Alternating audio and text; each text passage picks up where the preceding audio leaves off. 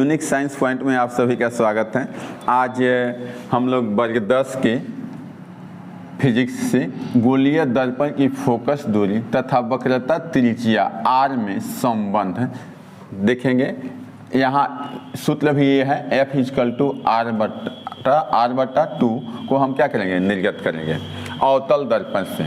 यहाँ Mn एक अवतल दर्पण है और जिसके PC, ये PC मुख्य अक्ष होता है। मुख्य अक्ष के समानांतर AB एक आपतित किरण है जो बिंदु P से टकराने के बाद F से होकर के चली जाती हैं। इसमें BC अभिलंब है। तो आप लोग परावर्तन के नियम से जानते हैं कि I = R, यानी हम यहाँ लिखेंगे कि कोण ABC बराबर कोण CBF, कोण CBF परावर्तन के नियम से, परावर्तन के नियम से। ऐसे परावर्तन के नियम में पढ़े हैं कि ये आपतन कोण, ये परावर्तन कोण, ये आपतन बिंदु पर डाला गया अभिलंब, त्रिज्या अभिलंब हो जाती है तो यह दोनों कोण आपस में क्या हो जाएगा, बराबर हो जाएगा। फिर कोण ABC बराबर हो जाएगा कोण BCF, कोण BCF।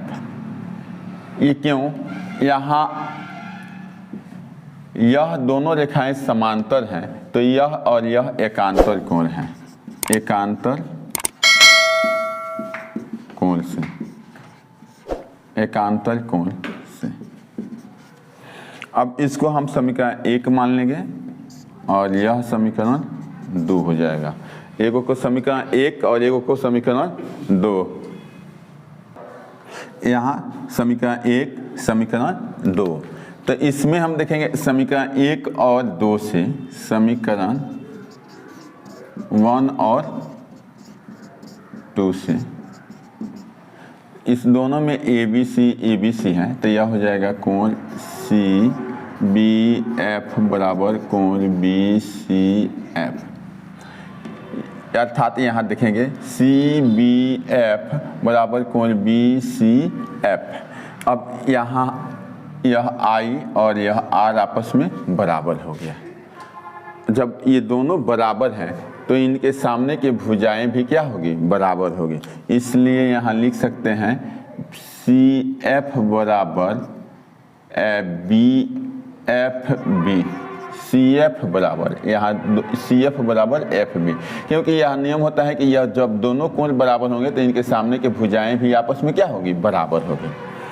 अब क्या करेंगे, यह B जो है P के बहुत निकट हो, यदि B P के बहुत निकट हो तो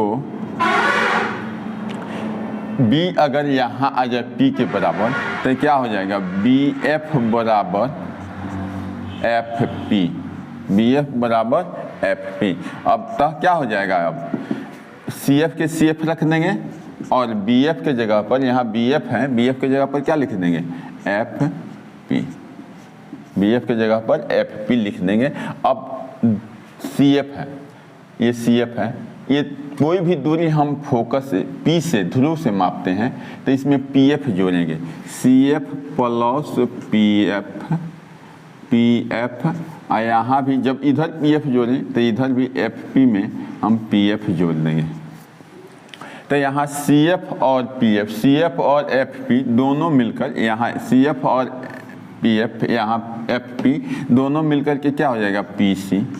देखिए ये दोनों मिलकर के दूरी क्या हो जाएगा, PC, और FP FP हो जाएगा, FP to FP। अब PC को हम क्या लिखते हैं, PC को हम लिखते हैं R। यहाँ अब इसको चिन्ह परिपाटी से हम इसको समीकरण 1 ले लेंगे, 3 चिन्ह परिपाटी से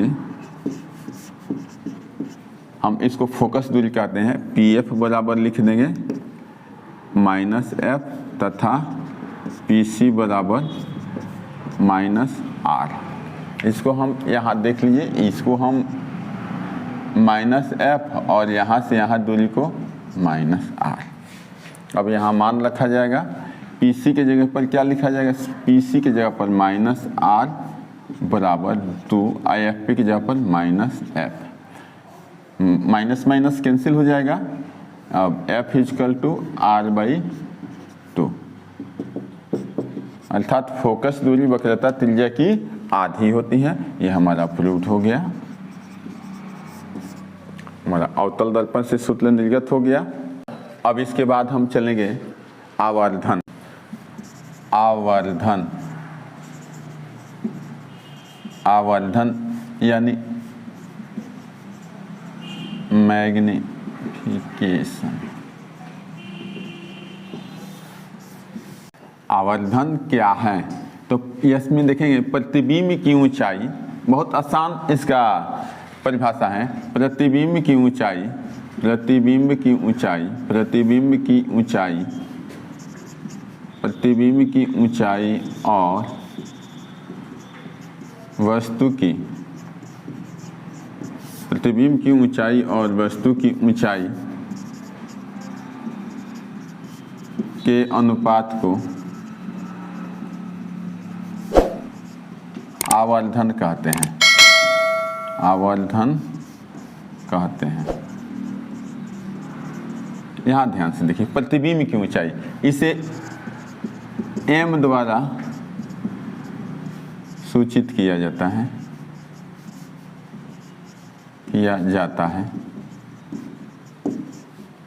यहाँ m बराबर प्रतिबिंब की ऊंचाई, प्रतिबिंब की ऊंचाई और बटा वस्तु की ऊंचाई।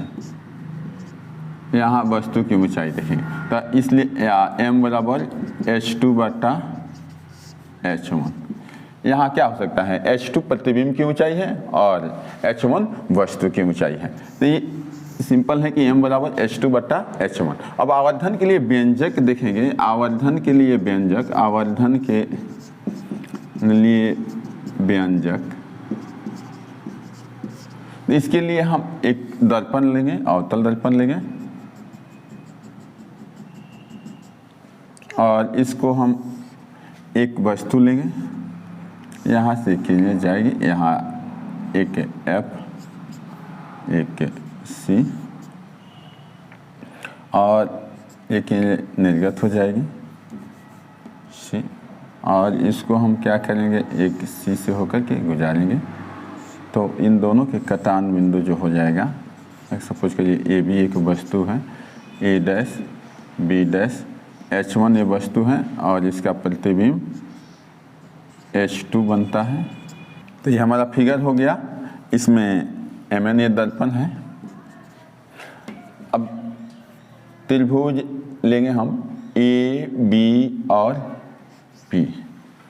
त्रिभुज A, B, P तथा त्रिभुज A', P, B', A', त्रिभुज A', B, A', B', P में यह कोण आपस में बराबर है, क्योंकि आपतन कोण है, ये परावर्तन कोण है। कोण A यहाँ से BPA बराबर कोण B', और B', A',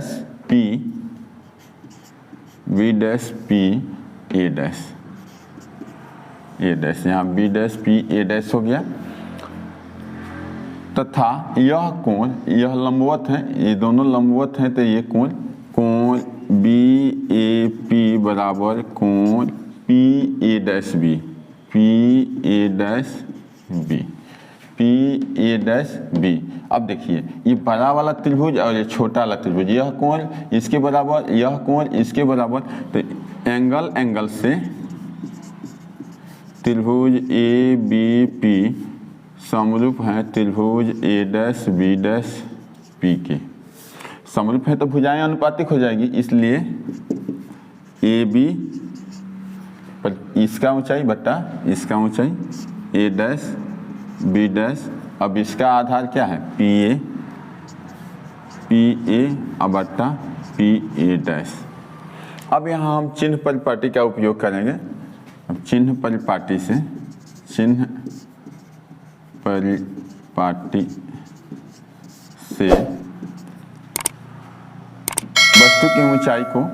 वस्तु की ऊंचाई को हम h1 मानते हैं।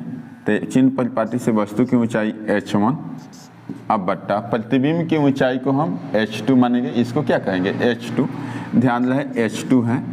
और इसमें एक चीज होता है कि ये ऊपर वाली ऊंचाई को धनात्मक और नीचे वाले ऊंचाई को क्या मानते हैं ऋणात्मक मानते हैं। तो ऊपर वाला धनात्मक नीचे वाला ऋणात्मक। तथा यहाँ देखेंगे कि यह दूरी P से A की दूरी ये वस्तु की दूरी है, इसीलिए इसको -u, और यह प्रतिबिंब की दूरी है इसलिए इसे -v द्वारा संकेत सूचित करेंगे। ये दोनों इधर हैं, दर्पण के सामने हैं, इसलिए ये दोनों दूरियां क्या हैं ऋणात्मक होगी। तो ये माइनस माइनस क्या हो जाएगा कैंसिल हो जाएगा।